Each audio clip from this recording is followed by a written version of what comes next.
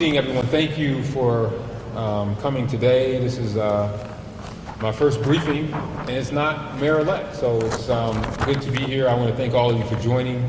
Happy New Year.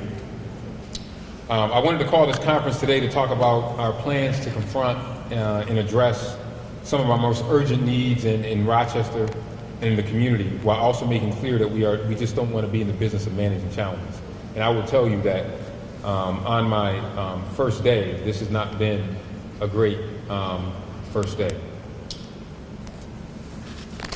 It's important for me to hold this conference on day one, my first business day in office, to set an early tone with the media and by extension the public.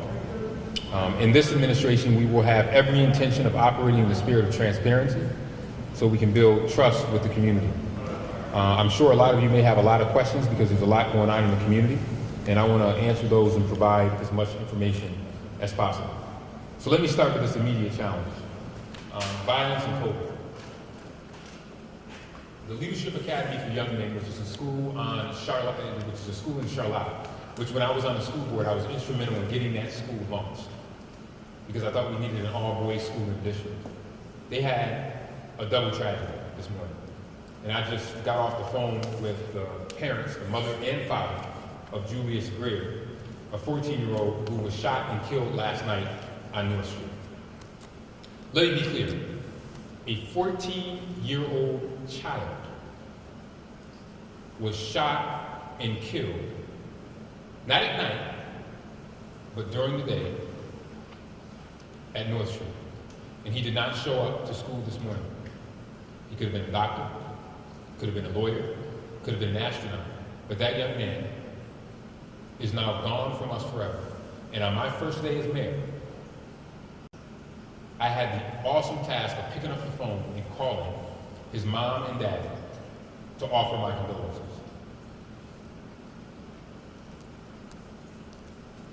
This is heartbreaking. Leadership Academy, my heart goes out to that school. We're dealing with a double pandemic in our community right now. Violence and COVID.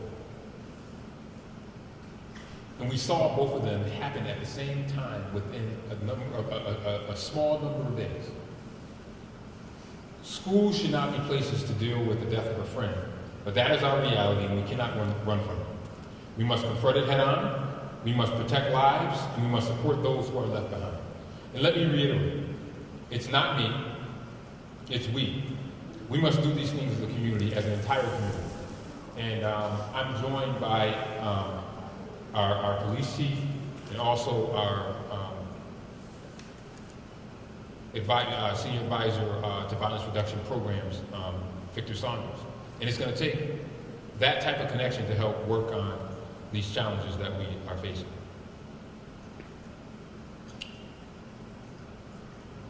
The community has to own these challenges, and that is actually good news, because that means the community also owns the solutions. And there's no community better suited than Rochester when it comes to finding solutions. We've done it before, and we're going to do it again. That's why I brought Victor Saunders back. In fact, when it comes to violent crime and COVID, our most pressing challenges is the community solutions. I want to say that we have to get guns off the street, we have to arrest the most violent offenders, and we have to interrupt disputes before they become violent or lead to violence. But all of that, all those tactics will require the same thing to be most effective: information. So someone knows who shot a 14-year-old baby. There is someone in this community that is aware of that, and they need to come forward, even if you have to do it anonymously. You don't have to call the police. You can tell someone trusted. You can reach out to Victor. You can reach out to the Office of Neighborhood Safety. I don't care who you reach out to. But this mother, who I just talked to on my first day in office, deserves justice for her baby. And that's what he was, a baby. Someone knows where the guns are. Someone knows who and where our most violent offenders are. Someone knows about the disputes that are driving the violence. Someone has the information we need to break the cycles of violence. If you're one of those people, call us. Call the city council office, call the mayor's office. I don't care who you call, but just call someone. If you know something, say something. There is no honor in silence that leads to death. Pick up the phone and dial 911, 311. Ask to speak to a police investigator or an outreach specialist again from Pathways to Peace. Tell them what you know and help us save lives and bring an end to this heartbreak. We should not be starting off 2022 with a tragedy like this.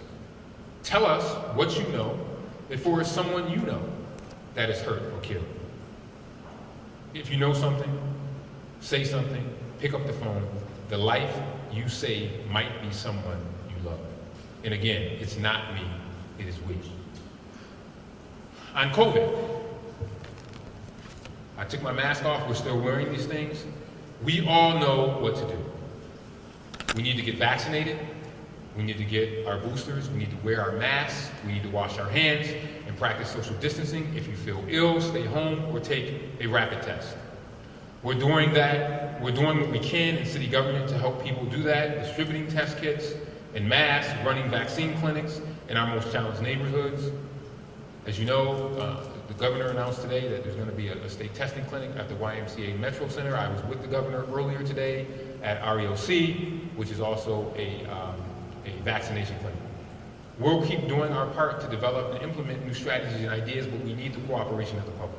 I know everyone is tired of COVID fatigue. I hate wearing these masks, but I continue to do it, not for me, but for other people who may be immunocompromised. We're all tired of it. I am, but we have to make sure that we not let our guard down. This pandemic will come to an end, but we all can work to stop the spread, so we need to be part of the solution and not the challenge. So help us end this heartbreak like they are having at Young Men's Leadership Academy, not only because of the violence, but also because of the pain.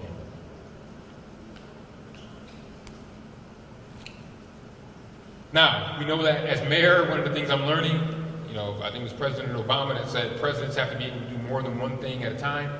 And if any of you, I know you in the media, many of you are very accustomed to that because not only are some of you reporters, you're also camera people at the same time. The same is true for mayors. We have to be able to do multiple things at a time. And we cannot let the challenge of the day talk about other things that we have to do. So I want to let you know that we are continuing to fill out the administration leadership roles. But one of the most pressing challenges that I have coming up right now, in addition to addressing the vacancy on Rochester City Court bench, is also the opening with our, within city government and on our boards and commissions. I want to highlight right now the opening on Rochester City Court. Rochester City Court is a very important court for us. And we have a vacancy that is on the court that the mayor has to fill. I'm not going to fill that vacancy in a vacuum. I have my corporation counsel, Linda Kingsley's here. Linda Kingsley, along with Adrian Neal, who is the corporation counsel for the Rochester City School District, along with the retired judge and other people in the legal community, will be soliciting applications for candidates who are interested in filling the city court position. And then they will then recommend some candidates for me to be able to fill that position. So I want to ask that individuals that are interested in that to make sure that you forward that information over to Linda Kingsley, who will again get that information out on what information needs to be sent over to the Corporation Council and her team that is filling the city court vacancy to make sure that we do that in due order. We want to make sure that that vacancy does not stay open too long. Our goal is to try to get that vacancy on city court filled before the end of the month.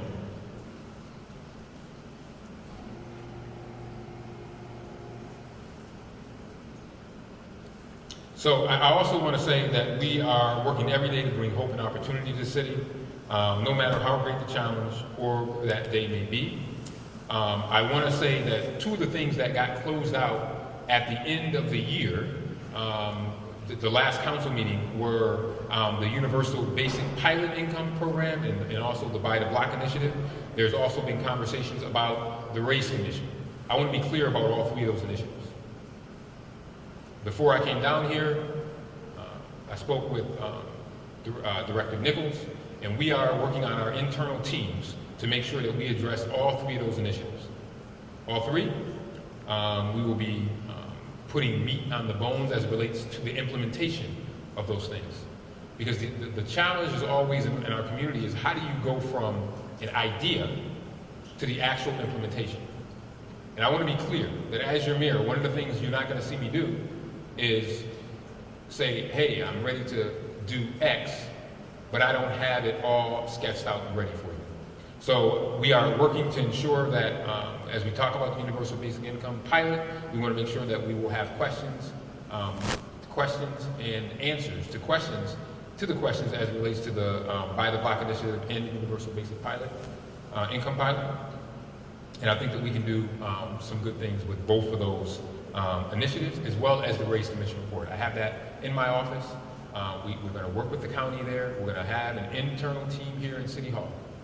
Our Director of Special Projects will be very instrumental in making sure that we are following up on the recommendations and the timelines that were laid out in the Race report. It is important to me. I've been involved, and I cannot tell you how many commissions and reports over the years. So I understand people's trepidation about getting involved in a commission and then things not being carried out. Our commitment is that we are going to do our part from the city, and we will work with the county to make sure that we have a clear timeline laid out and that we are tracking what we said we were going to do. If we don't do it, we're going to tell you that we didn't do it, and we're going to have a reason why. But my hope is that we will be able to accomplish many of the things that we have ready. I'll conclude by saying Rochester has been on the verge of greatness for too long. We're so close to a tipping point when that momentum of opportunity takes over and creates its own opportunity. So close, but we can't sit back and wait. And that's as much of a solution to the pressing challenges as our immediate tactics. As I've said before, it's not me, it is we. The solutions to our challenges and the key to our future are right here in this community. And as I've said over the weekend, and I want to thank everyone for participating in the inaugural events, which were virtual. We have the Teen Town Hall coming up. I wish we could have had big groups of people, but we weren't able to do that, obviously, because we want to be safe with COVID. As I said, it just takes working together. And I know that requires trust, which is why I wanted to hold this news conference today on my first business day in office, to be transparent and build trust so we can get the community working together to create hope and opportunity to bring Rochester to self-perpetuating greatness. And I'm going to also ask that all of our elected officials, I know what it's like being an elected official. You get a little bit of an ego. What we don't want to have happen is that we let our egos get so big that we stop focusing on all these things that I just talked about. I'm begging all of my partners in government. I don't beg often. Temptations had a song, I'm not too proud to beg, but I'm begging all of our elected officials to stay focused on the things that I just talked about. Because if we do that, we will be able to bring Rochester to that self-perpetuating greatness. Now with that, I will take a couple of questions, and then I got to get back to work. So I'll take a few questions, and if I don't know you, just say your name. I think I recognize everyone here. You are, don't tell me, Channel 10? Yes.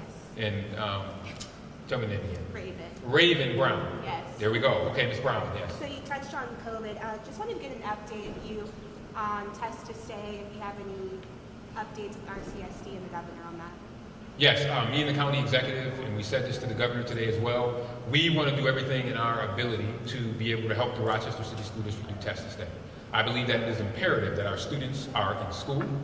We saw the challenges last year when our students were not in school. So we, the county executive has indicated, we had a call last week between myself, the county executive, and the superintendent of schools, and I committed that I will do from the city perspective anything that we can do to support Test to Stay, and the county executive also reiterated that to the superintendent, and we're committed to trying to do everything we can to make sure that Rochester isn't the only district in the county that does not have a Test to Stay program. Mayor Rich Healy from Spectrum News. Yes, sir. I know you've had a lot on your plate over the past couple of days, and looking for a new police chief is something you mentioned before. Have you had any time over the past couple of days to look into that? Yes, what we're doing, as you know, we passed a contract for a search firm. We are in the process of doing that. We'll be engaging with that firm probably this week or next week, and then we'll get that process underway. I will have an internal team of folks that will be advising me on that search, in addition to a couple of external individuals. That is a high priority for me. and it's something that, as I said, began in earnest before I was sworn into office, and it's something that we will take up the bulk of the first month or two in office. Thank you. On the UBI pilot, Yes. is there any plan right now for the selection process for that, or is that still being worked? That's a great question, and that is exactly why I mentioned today during the press conference that those are all internal conversations that we're having. Because as you know, we passed some legislation from City Council that took place at the December council meeting, but now we have to get to where the rubber meets the road. I will tell you all that it is very easy to pass legislation. Not easy, but I mean, you can pass something, but then you have to make sure that you implement it. And that's the part that we're at right now. And we want to make sure that it's implemented with fidelity and that it's implemented in a way that is transparent and a way in which the public trusts that they will have the opportunity to be able to take advantage of it, even though there are a limited number of slots. As I committed to, I will continue to work with the private sector, the philanthropy, to also see how we can get that number higher. But we do want to get over this first hurdle first to ensure that we can have some type of implementation strategy there. A couple more? The governor mentioned about test kits going to the city. Was there a number that was given out of how many test kits would be provided to the city? And like how many would go to schools, how much would go to overall testing? Well, I would say already that the county has already provided as you know, over 200,000 test kits to the city, and we distributed those. And also, some were provided to the schools. The schools did send test kit homes. We are happy to hear that the governor, I was pleased today that she's going to provide more. I don't know yet how many Rochester is going to get, but I know that those are on the way. And as the governor said, every time she looks up and sees a plane in the sky, she hopes that it's the test kits that are coming in to be delivered. So we will let you know when we know what the exact number that the city may get in addition to that. I will also say that you know that the city is also getting some K95 masks as well for some of our frontline employees, which will also be helpful. Those are the masks that kind of look like this. Any others? Okay, well, I thank you all for being here today. And again, I ask that the community, please, if you see something, say something. Let's end this cycle of violence. We do not want to start off 2022 with this levels of violence. It's totally unacceptable. So thank you all for being here today. Thank you.